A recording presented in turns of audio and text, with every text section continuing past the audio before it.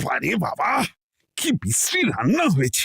তরকারিতে কি কোনো জিরে বাটা, আদা বাটা কিছুই দেয়নি নাকি? কই গো রাধুনী ঠাকুর, কোথায় গেলে? এদিকে এসো। বলুন রানীমা। বলছি, তুমি তো রাজবাড়িতে দীর্ঘদিন ধরেই রান্না করছো, কিন্তু ইদানিং তোমার রান্না এত বেস্বাদ লাগছে কেন? সে তো আমি বলতে পারবো না, আমি তো আগের মতনই রান্না করি। ছোট মুখে বড় কথা বলছি, আমি কিছু বলতে চাই রানীমা। এই তুই আবার পাকামো করতে এসছিস কেন রে? তোকে কি রানীমা ডেকেছেন নাকি? আহ, কি বলতে চাইছে শুনেই দেখি না, বলো। রানীমা, এখন আর রাধুনী ঠাকুর আগের মতো যত্ন নিয়ে রান্না করেন না। রান্নাঘরে পড়ে পড়ে ঘুমোয় আর তাড়াহুড়ো করে কোনো রকমে রান্না করে দেন। একদম বাজে কথা বলবি না। বাজে কথা না রানীমা, শিলনোড়ায় বাটতে ওনার কষ্ট হবে বলে আজকাল রাধুনী ঠাকুর শুধু জিরে ফোড়ন দিয়ে রান্না করেন। এত বেতন দিয়ে তোমাকে রাখা হয় কি এই ফাঁকিবাজির জন্যে? কি মানে ভুল হয়ে গেছে। এর যদি এই ভুল করার ইচ্ছে হয় তাহলে তল্পি তল্পা গুটিয়ে বাড়ি গিয়ে ভুল করো, মনে থাকবে? মনে থাকবে মহারাজ। কি হচ্ছে বলো তো রানী? সকালে বাগানে পায়চারি করছিলাম, দেখি মালি একটা গাছেও জল দেয়নি। এই গরমে জল না পেলে যে গাছপালাগুলো মরে যাবে। সবাইকে এবার মনে হচ্ছে বলে বলে কাজ করাতে হবে।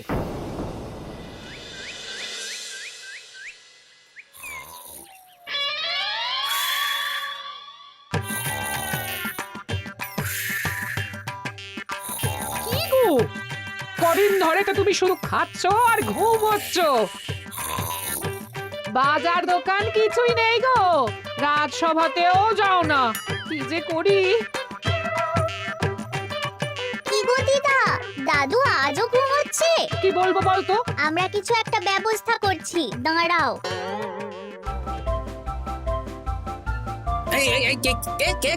ওঠো দাদু, আর কত ঘুমে? কুড়েমির একটা সীমা থাকে। ওঠো বলছি, ওঠো, ওঠো না। আমি বুঝতে পারছি বাড়ির কাজ, বাজার দোকান এসব না করার জন্য তুমি পড়ে পড়ে ঘুমোচ্ছ। দাদু কাজে ফাঁকি দিচ্ছে দিদা।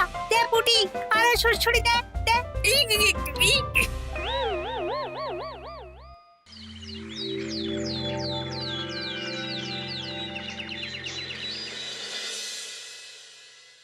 মহারাজের শরীর খারাপ না মন খারাপ? মহারাজ এরকম চুপ করে ঘুম মেরে থাকলে তো রাজপাট সব উঠে যাবে। কিছুই বুঝতে পারছি না। মহারাজ আছেন চুপটি করে, নেই যে মুখে শব্দ। ফাঁকি দিলে এবার তাকে করব আমি জব্দ। অনেক শুয়েছি, আর নয়। মহারাজ, কে ফাঁকি দিচ্ছে? আমি তো ফাঁকি দিই না। পণ্ডিত, তুমি দিচ্ছ নাকি ফাঁকি? না না, বৈদ্য। আমি ফাঁকি দিলে সবাই ওই রোগে ভুগে মরে যাবে। আমি তো রোজ সময়ই রাজসভায় আসি, তাহলে আমি বলছি আসল কারণ। রাজবাড়ির রাধুনী ফাঁকি দিচ্ছে, আর 3 দিন ধরে রাজসভায় গোপাল বেপাত্তা। হ্যাঁ, এই গোপাল বেটাই আসল ফাঁকিবাজ। ওকে বরখাস্ত করে দিন। গোপালকে যদি বরখাস্ত করা হয় তাহলে বিপদে আপদে মহারাজের পাশে দাঁড়াবে কে? অসময় মহারাজ বুদ্ধি পাবেন কার কাছে? এই সুযোগ, এই সময় গোপালকে মহারাজের চক্ষুশূল করতে হবে, তাহলে আমি একেবারে জেঁকে বসতে পারবো। মহারাজ, গোপাল ঠিক কতটা ফাঁকিবাজ হয়ে উঠেছে তার কোনো ইয়ত্তা নেই।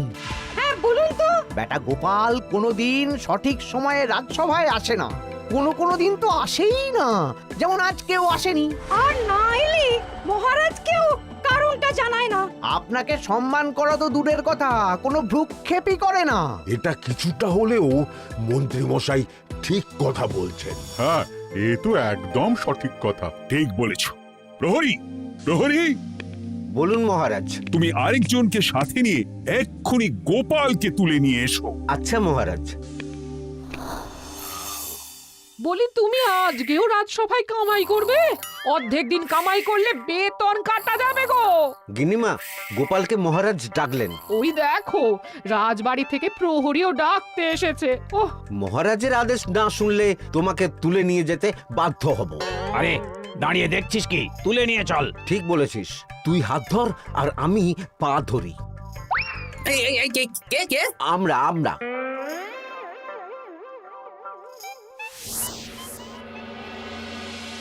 এসব কি গোপাল? তুমি বাড়িতে আছো, ঘুমোচ্ছ, অথচ রাজসভায় আসছো না। কি ব্যাপার? আগে মহারাজ, মস্তিষ্ককে বিশ্রাম দিয়ে বুদ্ধি বাড়াচ্ছিলাম। অনেক ব্যবহার হয়েছে তো, তাই একটু বিশ্রাম দরকার আর কি। আমার পুরো রাজসভাটাই ফাঁকিবাজ। আমি সবাইকেই বিদায় করব, আর গোপালকেও।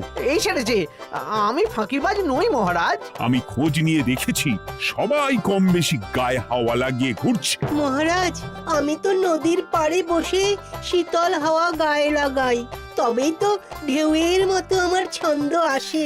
কেউ ফাঁকিবাজ না মহারাজ, আসল ফাঁকিবাজ গোপাল। মহারাজ, আমি যদি দরকারে আপনাকে বুদ্ধি দিয়ে ফাঁকা সময়ে বিশ্রাম দিয়ে ফাঁকিবাজ হই, তাহলে মন্ত্রী মহা ফাঁকিবাজ। কারণ মন্ত্রীর কাজ রাজাকে বুদ্ধি দেওয়া, তা তিনি করেন না বলেই আমাকে দরকার পড়ে। আমি তো ভাঁড়, আমি শুধু হাসাবো, এটাই আমার কাজ। তাতে কি, সেনাপতিও তো সেনাপ্রধান, ও কি যুদ্ধ করে? রাজ্যে শান্তি শৃঙ্খলা বজায় আছে, তাহলে যুদ্ধ করে হবেটা কি? হ্যাঁ, অকারণে পায়ে পা দিয়ে যুদ্ধ বাঁধাবো নাকি? হ্যাঁ, যত সব। যখন তখন বিপদ আসতে পারে, তাই যুদ্ধের জন্য সব সময় সামরিক শক্তিকে প্রস্তুত থাকা দরকার। হ্যাঁ, এটা গোপাল ঠিক বলেছে। সেনাপতিকে তো কোনোদিন সেসব নিয়ে মহড়াও করতে দেখি না। তাহলে দাঁড়ালো 3 জন ফাঁকিবাজ। মূল অভিযুক্ত গোপাল দিন রাত কামাই করে, মন্ত্রী মহারাজকে বুদ্ধি দেয় না, আর সেনাপতি যুদ্ধের প্রস্তুতি নেয় না। এই 3 জনকে আমি বিদায় করব। এই সেরেছে, এ তো দেখছি বিনা মেঘে বজ্রপাত। না, তবে তোমরা যে ফাঁকিবাজ নও সেটা প্রমাণ করার জন্য 12 ঘন্টা সময় দেব। আমাদের কি করতে হবে? তোমাদের 3 জনকে 3টে খালি বস্তা দেব। প্রত্যেকে ওই খালি বস্তা নিয়ে জঙ্গলে যাবে, আর এই 12 ঘন্টার মধ্যে জঙ্গল থেকে বস্তা ভরে আনবে। একটা বস্তা ভরার জন্য 12 ঘন্টা সময়? এ তো খুবই সহজ কাজ।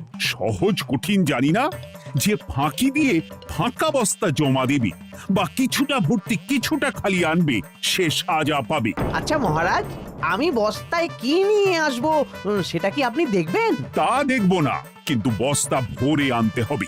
আর যা বস্তায় ভরে আনবে তাই নিয়ে সবাই বাড়ি ফিরে যেতে পারবে। তার মানে বস্তাতে যা থাকবে সব বস্তার মালিকই পাবে। একদম তাই। বুঝে গেছি, ভিতরে কোনো গভীর পরিকল্পনা আছে। প্রহরী, প্রহরী, তুমি এই 3 জনকে 3টে বস্তা দিয়ে দাও। যথা আজ্ঞা মহারাজ। আর বাকি সভাসদেরা আজকে রাজসভাতেই থাকো। ওরা 3 জন আসবে, ওদের বিচার হবে, তারপর ফিরবে। আমাদের খাওয়া দাওয়া তাহলে রাজবাড়ির তরফ থেকেই দেয়া হবে মহারাজ? হ্যাঁ। জঙ্গলে তো যাচ্ছি, কি নেব? গোপাল, আমি বলি কি, তুমি বরং আমার বস্তায় ঢুকে যাও, আমি তোমাকেই নিয়ে ফিরে যাই, ল্যাটা চুকে যাবে। আপনি যদি একা আমাকে বস্তায় ভরে নিয়ে যেতে পারেন তো চলুন। একা? এই সেরেছে। দাঁড়ান, আমি আপনার কাঁধে চড়ে দেখি আপনি আমাকে বইতে পারবেন কি পারবেন না। না না, মুখ ফসকে বলে ফেলেছি, মাথা খারাপ নাকি? তাহলে নিজের মতন থাকুন।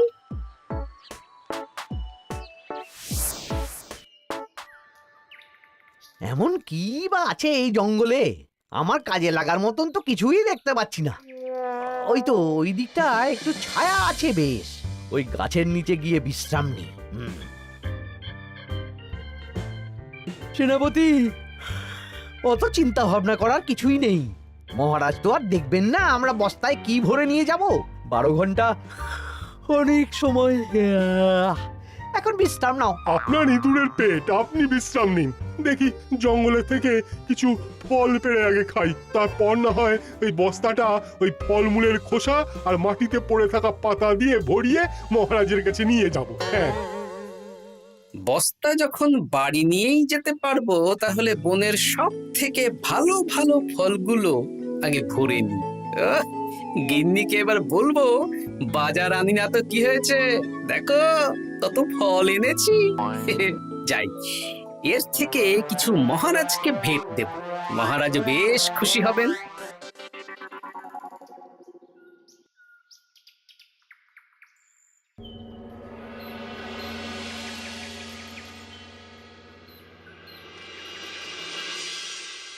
উফ, এই এত বড় জ্বালার মতো পেটখানা নিয়ে এই পেল্লাই গাছে উঠবো কি করে? দূর দূর, আশেপাশে ঢিল পাথরও দেখতে পাচ্ছি না। এই বুড়ো বয়সে হাড়গোড় ভাঙলে সে এক খারাপ ব্যাপার হবে।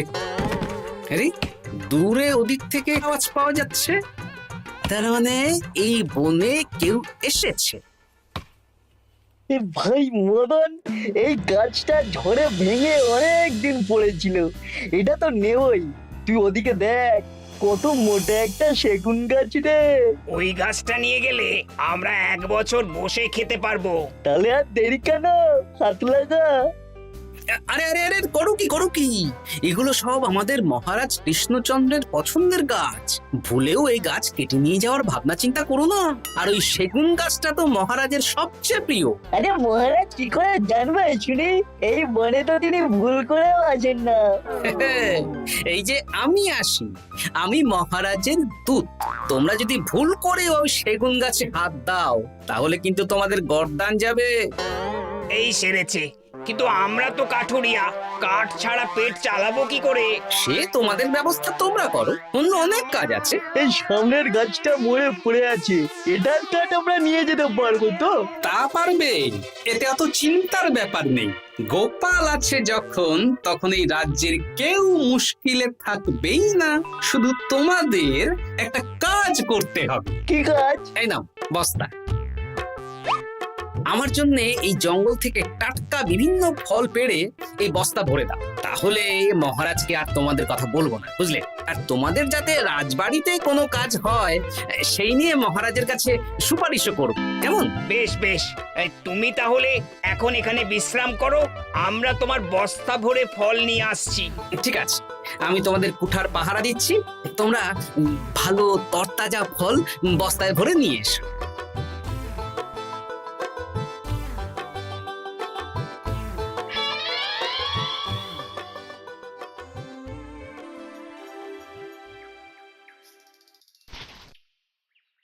ব্যাস ব্যাস ব্যাস, আমার বস্তায় পাতা ভরা হয়ে গেল, এবার যেতে হবে।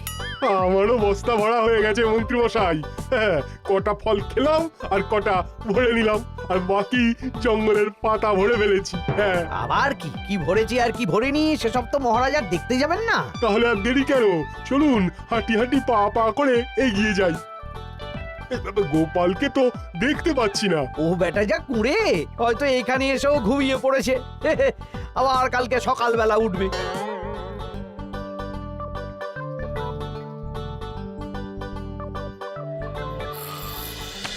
এই যে ভাইয়া, এই যে। হ্যাঁ, কে কে? আমরা।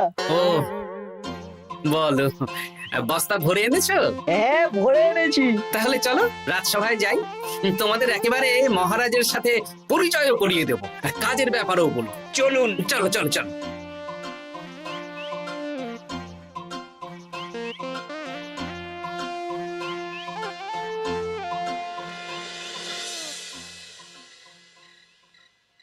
দেখা যাক মন্ত্রী সেনাপতি গোপাল কখন বস্তা ভরে আনে। এই তো চলে এসেছি, বিশ্রাম নিলাম, বস্তাও ভরে ফেললাম।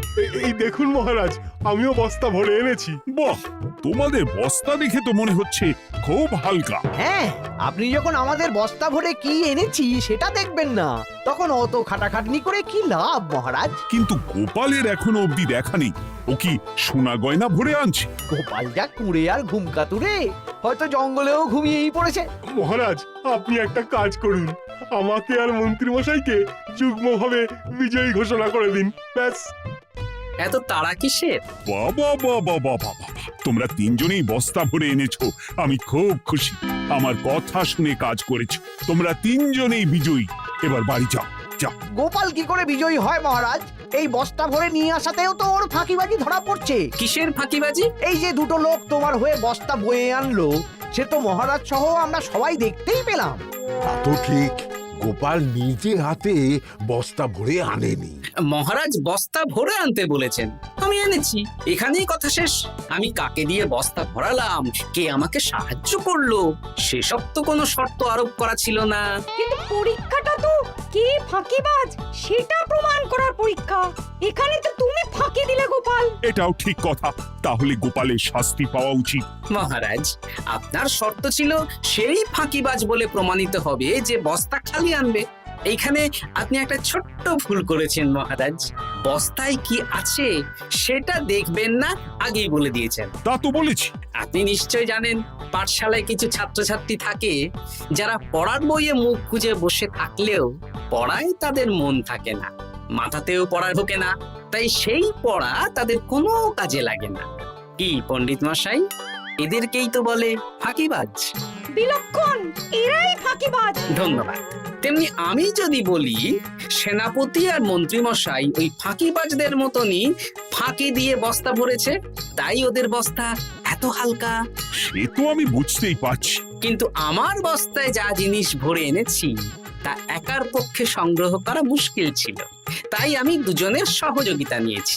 মহারাজ, আপনি কি বস্তা খুলে দেখবেন নাকি? না না, আমি খুলে দেখলে আমার কথার খেলাপ হবে। এবার তো দেখছি আবার তিনজনের পরীক্ষা নিতে হবে। হ্যাঁ, নইলে প্রকৃত ফাঁকিবাজ কে সেটা প্রমাণ হবে না। কিন্তু ফাঁকিবাজ ধরার উপায় কি? মহারাজ, আমরা বরং আমাদের বস্তা নিয়ে বাড়ি না গিয়ে একদিন কারাগারেই থাকি, আর তাতেই প্রমাণ হবে এই বস্তায় সত্যি কি আছে যা আমাদের নিজেদের কাজে লাগবে। এটা ভালো বুদ্ধি।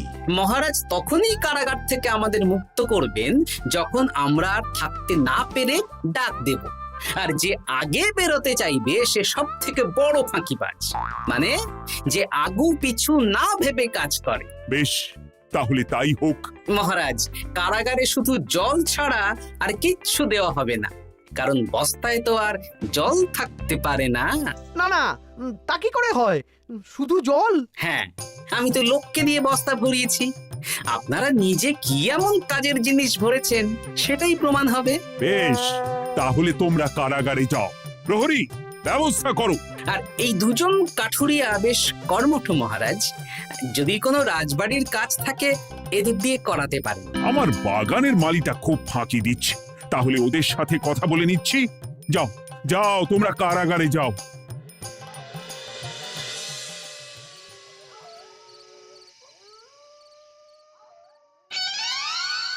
ওরে বাবা রে, কি খিদে খিদে পাচ্ছে রে। দেখি বস্তায় কি আছে দেখি।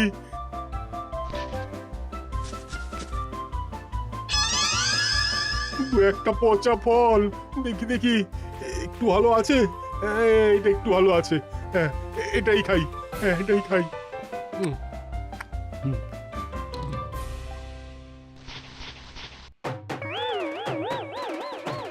আমি তো শুধু পাতা ভরেছি, কি সেরেছি? আমাকে কি জল খেয়েই কাটাতে হবে? এবার আমি দেখি। আহা, টাটকা ফল আর জল। আমার কাছে যা ফল আছে এগুলো খেয়ে আরাম করে 5-6 দিন কেটে যাবে। ও গোপাল, আমাকেও কটা ফল দাও না গো। ও গোপাল, আপনি এখান থেকে উঠুন, অন্য বাগানে ফুল হয়ে ফুটুন। ফল খাবেন? এখন কর্মফল ভোগ করুন। ওরে বাবা, জল খেয়ে আর কতক্ষণ কাটাবো?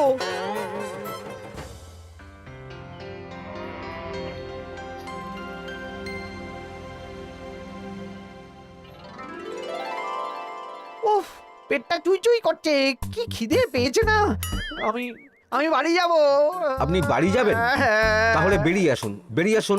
বেটা গোপাল কায়দা করে এমন শর্ত দিতে বললো, পুরো ফেঁসে গেলাম। আমারও তো খাওয়ার মতন তেমন কিছু নেই, আমিও এখানে থাকবো না।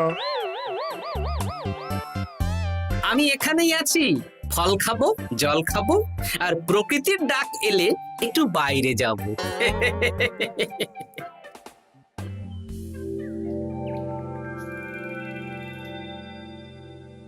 কি তোমরা কারাগারে এক রাতের বেশি তো থাকতেই পারলে না? কি আর করব বলুন মহারাজ, আমরা তো আর গোপালের মতন বস্তা ভরে টাটকা ফল নিয়ে আসিনি। বেটা গোপাল আমাদের দেখিয়ে দেখিয়ে ফল খাচ্ছিল, অতি আমাদের খিদে আরো বেড়ে যাচ্ছিল। তাহলে এরা দুজনে তো হার মেনে নিল। গোপাল কি করছে? গোপাল খাচ্ছে আর ঘুমোচ্ছে। ওকেও নিয়ে এসো। আচ্ছা মহারাজ। একই মহারাজ, আমার তো এখনো বাইরে আসার ইচ্ছে হয়নি। কি আর করা যাবে, ওরা হার মেনে নিয়েছে, তার মানে তুমি জয়ী হয়ে গেলে গোপাল। আমার বস্তায় ভরে অনেক ফল এনেছিলাম, এখনো অনেক আছে। আপনি তাহলে বাকি ফলগুলো নিয়ে নিন। তাহলে তো এটাই প্রমাণ হলো গোপাল কাজের সময় ফাঁকিবাজি দেয় না, শুধু বুদ্ধি বাড়ানোর জন্য একটু বেশি ঘুমোয়। এই নাও গোপাল, তোমার উপহার। মহারাজ, আমি সময়ের কাজ সময়ে করি আর বাকি সময় একটু ঘুমাই। আমার এখন ঘুম দরকার মহারাজ, কাল থেকে অনেক ধকল গেল যে। বেশ, তোমাকে ঘুমানোর জন্য 1 সপ্তাহ ছুটি দেওয়া হলো। ধন্যবাদ মহারাজ। কি সেনাপতি আর মন্ত্রীমশাই, এবার বুঝলেন তো ফাঁকি দিলেই ফাঁকে পড়তে হয়, তাই কাজ করলে ভেবে চিন্তে করুন। চলি, খুব ঘুম পাচ্ছে।